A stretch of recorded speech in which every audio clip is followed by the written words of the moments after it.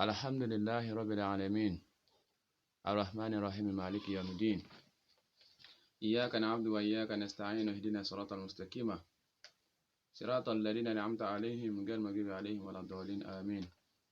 اللهم صل على سيدنا محمد الفاتح لما أغلق والخاتم لما سبق ناصر الحق بالحق والهادي إلى صراطك المستقيم وعلى آله حق قدره ومقداره العظيم. اللهم صل على محمد وعلى آل محمد وسلم. الحمد لله يكون فولون ọba gbanigbani ọba mọ́nímọ́ní ọba múnimúni bákan náà ọba ṣenisẹni ọba tí máa ṣe tó wù nígbà tó bá wù.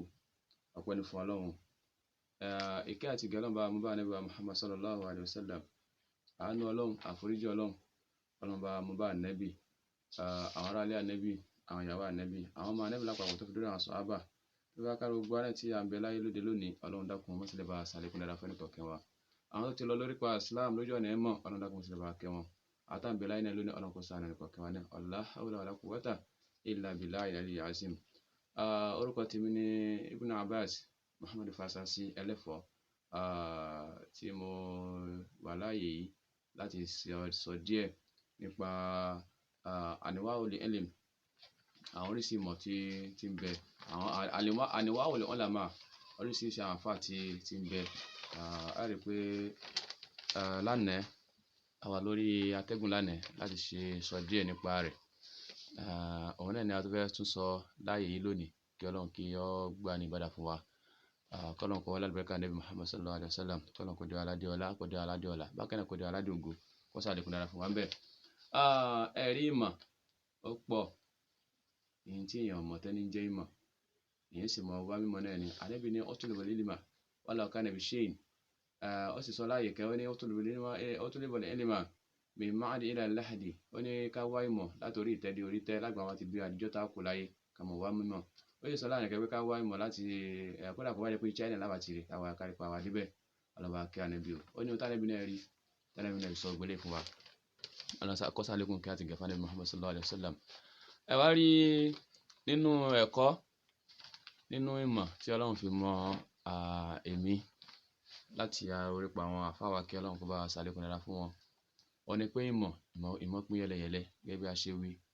Oríṣiríṣi àwọn àfáà ní sì ń bẹ tí ó yẹ ká tiẹ̀ jà sí rárá, kò yẹ ká búra wa. Àkọ́kọ́ àyà tí máa rántí inú ọ̀rọ̀ Ọlọ́run ní tòsítòsí bí, ó ní pé ba'da a'udhu billahi minash shaitanir rajim. Ọlọ́run jẹ́ ó yà pé inna sa'yakum lasatta. Ọlọ́run ní dájú iṣẹ́ ẹnìkọ̀ọ̀kan yín tẹ́nìkọ̀ọ̀kan yín ó sì là nínú ayé ọ̀tọ̀ọ̀tọ̀ ni. Ẹni tí ó kọ́ sí ọwọ́ ọ̀tọ̀, ẹni tí ó kọ́ sí tí ó ṣiṣẹ́ ìjọba ọ̀tọ̀, ẹni tí ó kéwú tí ó fi sí kéwú ṣiṣẹ́ sí ọ̀tọ̀. Gbogbo nǹkan ló wà lè wọ́n láàrin ìlú, ṣùgbọ́n ìjà àfọ̀ bọ̀lọ̀ wọn. Torí àfáà òun ní òun lọ́ba ogun kan. Tábà kírun tàbára àfáà, tábà ṣe ibi tábà tó kú bá kú tàbára àfáà kò lè ṣe. Tí a bá fẹ́ ṣe ìyàwó tàbára àfáà kò lè ṣe. Tá bá fẹ́ sọ súnnah tàbára àfáà kò lè ṣe. Ká bá má ba orí ara wa jẹ́ láyé nígbà tí lọ́la al-qiyama. Oríṣiríṣi àfáà ni wà ń bẹ. Ẹni tí ń kọ́ ọmọ kéwú ọ̀tọ̀, ẹni tí ń ṣe wáàsí káàkiri ọ̀tọ̀. Bẹ́ẹ̀ náà lára àwọn oníjàlábí náà, láwọn tí wọ́n ń ṣe ìyẹn tí Ọlọ́run fi rán Ànábì wa Hādīr alayhi salatu wassalam láti pé kó wò kí ni tí ó ṣẹlẹ̀ lónìí, kí ni tí ó ṣẹlẹ̀ lọ́la. Ìmọ̀ náà ni làwọn yẹn bá débẹ̀. Èèyàn wá ní bú ẹnì kankan, torí kò sí ẹ̀dá kan tí ó ṣe ẹnìkan lásìn láyé àfi ọ̀dọ̀ Ọlọ́run. Ohun tí Ọlọ́run bá fún wọn ní ìmọ̀ yẹn, bí ọba ṣe lò ó sí, wàláhì, ọjọ́ kan bú wa t'Ọlọ́run sọ wọn pé iqra kitābaka kafā binafsika al-yawma 'alayka hasībā. Ọjọ́ kan bẹ́ẹ̀ t'Ọlọ́run sọ fún wa pé iqra kitābaka, tí ààrẹ ni mo fún wọn yìí mọ̀ ká o, gbogbo tó gbé láyé ṣe ní bẹ́ẹ̀ pátápátá. Bó ṣe lo ìmọ̀ rẹ̀ ń bẹ́ẹ̀, bó ṣe lo àyátò rẹ̀ ń bẹ́ẹ̀, owó ẹni t'Ọlọ́run fún lówó gbogbo bẹ́ẹ̀ kafā binafsika. Ọlọ́run ní eléyìí ni ó tó fún ọ lénìí al-yawma 'alayka hasībā, torí pé ọjọ́ òní ni ọjọ́ ìṣirò yawmal hisāb. Al-qiyama ní jẹ́ bẹ́ẹ̀, kọ́lọ́n kọ́ là wá ń bẹ́ẹ̀, kọ́ là wá níjọ́ gbéǹde al-qiyama, kọ́lọ́n kọ́ là wá ń bí gírígírí bẹ́ẹ̀, kọ́lọ́n kọ́ ṣàánú wa.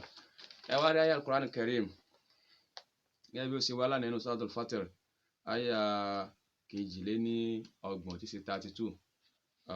Ọlọ́run sọ náà al-Qur'an pé ba'da a'udhu billahi minash shaitanir rajim. Bismillahir rahmanir rahim. Summa awrasna al-kitaba alladhina istafayna min ibadina. Faminhum zalimun li nafsihi wa minhum muqtasidun. ومنهم سابق بالخيرات ومنهم سابق بالخيرات بإذن الله zalika huwal fadlul kabir. Ọlọ́run bá lékè ọlá ọsọ náà àyà yìí pé summa awrasnal kitaba alladhina istafayna min ibadina.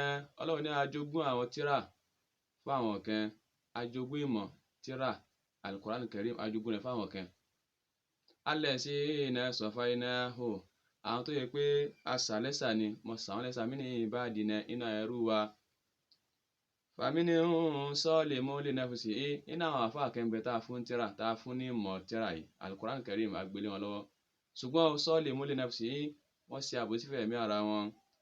Faminhum muqtasidun, àwọn kẹ́ńbẹ́ lérí nǹkan tí wọ́n ní ìmọ̀ lé lórí náà wọ́n ṣẹlẹ̀ lórí.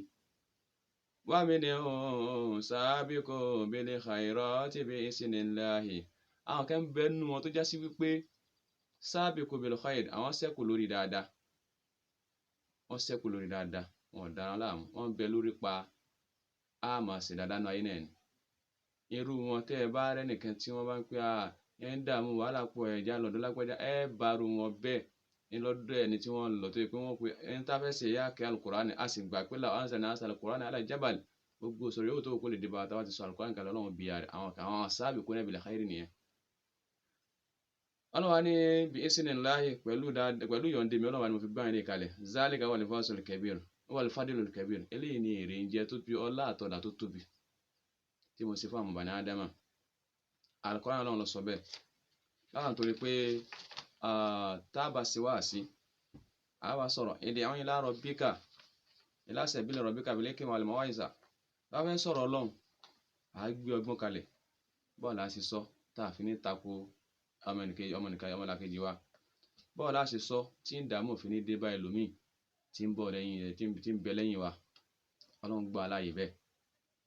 Látara bẹ́ẹ̀ inú ìròrí àwọn àfáà àníwáwò lè ulama tá à ń sọ yìí, àfáà kẹni à ń pè ní Sufyan ibn Uyayna látọ̀dọ̀ Sufyan ibn Uyayna qala sọ pé ba'dul fuqaha ó ní àwọn apá kan náà àfáà náà oníròrí ni wọ́n sọ gbóló náà ní mímọ́.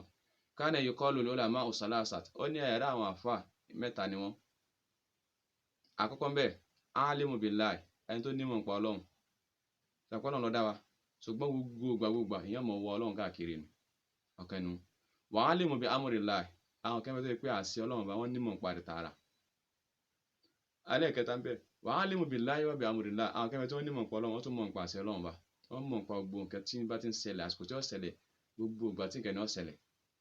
Fún àpẹẹrẹ ẹ jẹ́ ká wo àwọn tó gbé ayé lásìkò ìgbà tí ò sí aago, wọ́n sì ń ṣe ìsìlámù gbà yẹn náà. Tásìkò ayé lọ́ba tó tán máa pè ayé là, wọ́n mú àsìkò táyé lọ́ọ́ tó, wọ́n pè ẹja ṣe báyìí ni ẹja wo oòrùn tó bá ti dé báyìí àsìkò ayé là tó nù. Àwọn kan bẹ́ẹ̀ pé àsìkò jímọ̀ tí wọ́n fẹ́ pe jímọ̀ ìran àkọ́kọ́ pe jímọ̀ ìran àkọ́kọ́ fọ́ọ̀sì lọ́jọ́ jímọ̀, wọ́n mú àsìkò tí ó ṣẹlẹ̀. Àwọn sabiqu bil khairati bi isnillah, àwọn nu wọ́n lu ayé wọ́n sì lù sẹ̀mí ayé, Ọlọ́run sì ní kó dáa fún wọn ayé, kò sí wàhálà kẹ̀kẹ́ pẹ̀lú wọn.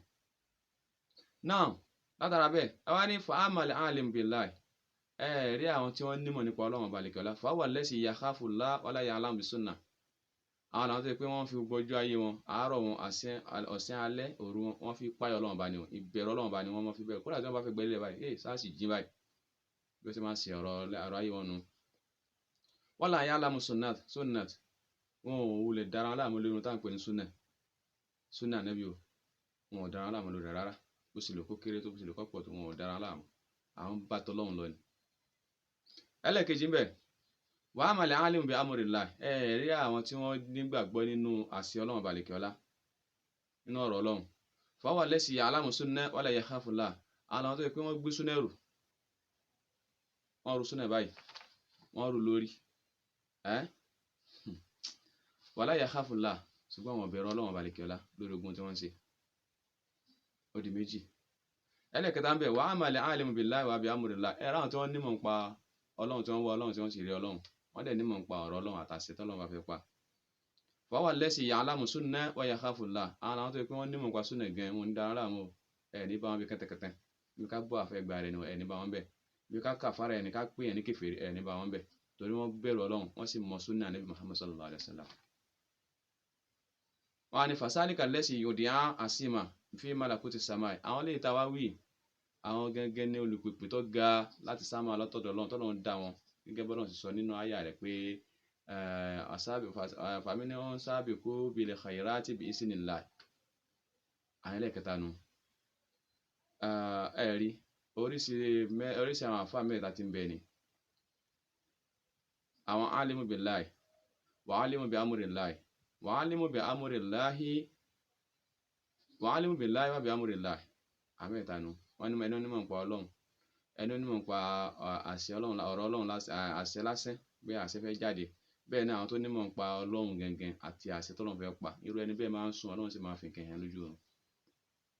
náà wàkọ́lá sheikhul islam ọ̀kẹ́ náà àgbà fáínà islam lọ sọ báyìí pé Ibn Taymiyyah fi fatawa Ibn Taymiyyah ọgbà yìí ni wọ́n sọ̀rọ̀ tí àfáà nínú ọ̀rọ̀ ètò sọ nìyí. ó ní lil mu'minina al-arifina billah, ó ní nínú àwọn olùgbàgbọ́ òdodo àwọn tó mọ Ọlọ́run pọ̀ sí jù wọ́n bẹnu tààrà al-muhibbina lahu, àwọn tó yẹ pé Ọlọ́run ni wọ́n nífẹ̀ẹ́ Ọlọ́run náà sì nífẹ̀ẹ́ wọn.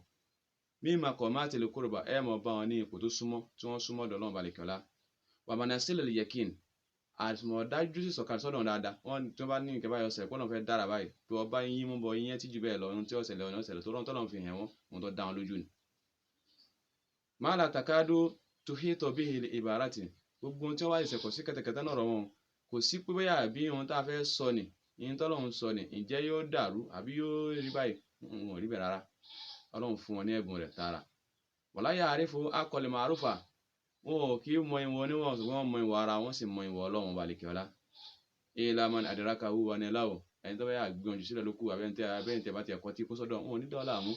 déédéé ohun tí wọ́n bá sọ fún ọ tó bá gbọ́ ní ẹ̀lọ́gbọ́ tó bá ti gbọ́ àwọn fi ọ̀lẹ́ wọn mọ̀ lọ́nà wọn ni.